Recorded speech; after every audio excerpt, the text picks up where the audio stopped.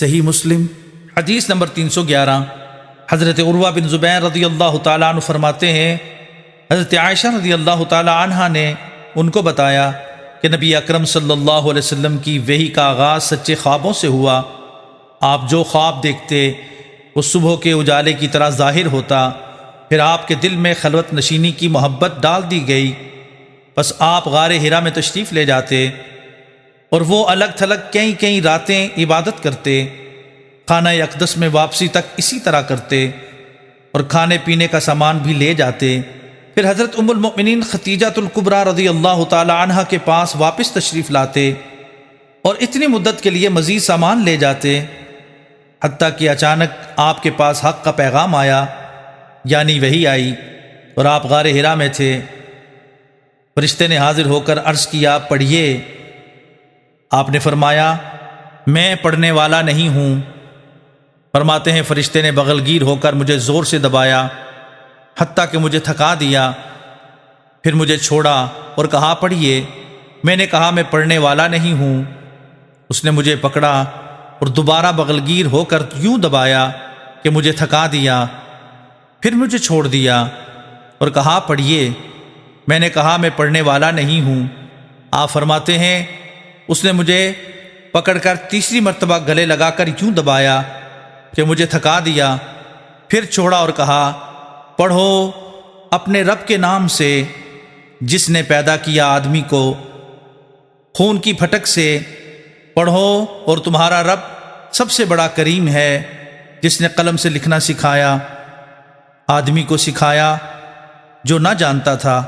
نبی اکرم صلی اللہ علیہ وسلم اس وحی کے ساتھ واپس تشریف لائے تو آپ کے کندھے کا گوشت حرکت کر رہا تھا، حتیٰ کہ آپ حضرت خدیجہ رضی اللہ تعالی عنہا کے پاس تشریف لائے اور فرمایا، مجھے چادر اڑھا دو، مجھے چادر اڑھا دو۔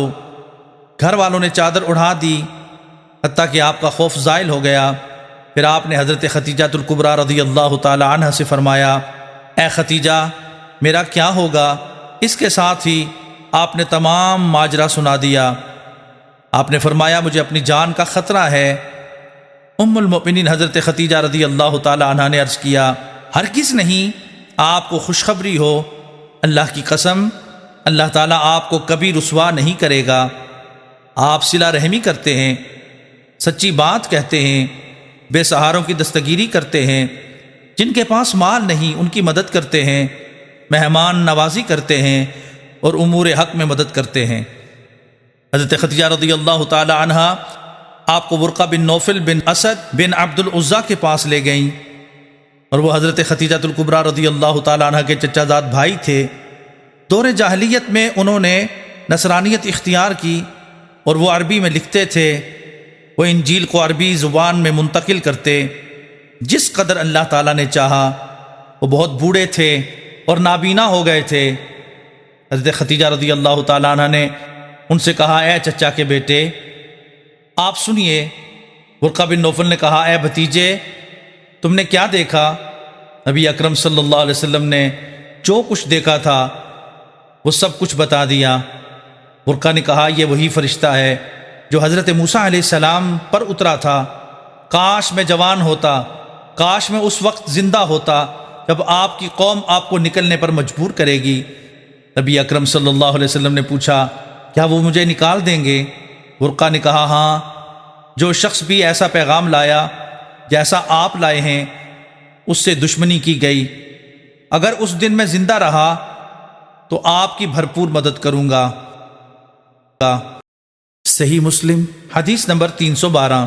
حضرت عائشہ رضی اللہ تعالی عنہا سے مروی ہے، آپ نے ابتدائی وحی کا ذکر کرتے ہوئے آگے پہلی حدیث ذکر کی، البتہ اس میں یہ بھی ہے کہ اللہ کی قسم، اللہ تعالیٰ آپ کو کبھی بھی غمگین نہیں کرے گا۔ اور حضرت خدیجہ رضی اللہ تعالی عنہا نے فرمایا، اے میرے چچا زاد بھائی، اپنے بھتیجے کی بات سنیں۔ صحیح مسلم حدیث نمبر 313۔ ایک دوسری سند کے ساتھ بھی حضرت عائشہ رضی اللہ تعالی عنہا سے مروی ہے کہ نبی اکرم صلی اللہ علیہ وسلم حضرت خدیجہ الکبریٰ رضی اللہ تعالی عنہا کی طرف لوٹے تو آپ کا دل گھبرا رہا تھا۔ اس کے بعد آگے حدیث بیان کی، لیکن پہلی دو حدیث کا ابتدائی حصہ بیان نہیں کیا۔ کہ وحی کا آغاز سچے خوابوں سے ہوا۔ صحیح مسلم حدیث نمبر 314۔ حضرت جابر بن عبداللہ رضی اللہ تعالی عنہ سے مروی ہے، فرماتے ہیں رسول اکرم صلی اللہ علیہ وسلم نے وحی کے رک جانے کا ذکر کرتے ہوئے فرمایا، اس دوران کہ میں جا رہا تھا میں نے آسمان سے ایک آواز سنی، میں نے سر اٹھایا تو وہی فرشتہ تھا جو میرے پاس غار ہرا میں آیا تھا، وہ آسمان و زمین کے درمیان کرسی پر بیٹھا ہوا تھا۔ نبی اکرم صلی اللہ علیہ وسلم فرماتے ہیں میں اس سے گھبرا گیا تو واپس لوٹا، میں نے کہا مجھے اڑا دو، مجھے اڑا دو، بس گھر والوں نے کپڑا اڑا دیا۔ اس پر اللہ تعالیٰ نے یہ آیت کریمہ نازل فرمائی، سورۃ المدثر۔ ترجمہ: اے کمبل اوڑھنے والے، کھڑے ہو جاؤ، پھر ڈر سناؤ اور اپنے رب ہی کی بڑائی بولو، اور اپنے کپڑے پاک رکھو اور بتوں سے دور ہو جاؤ۔ آپ فرماتے ہیں پھر تسلسل کے ساتھ وحی آنے لگی۔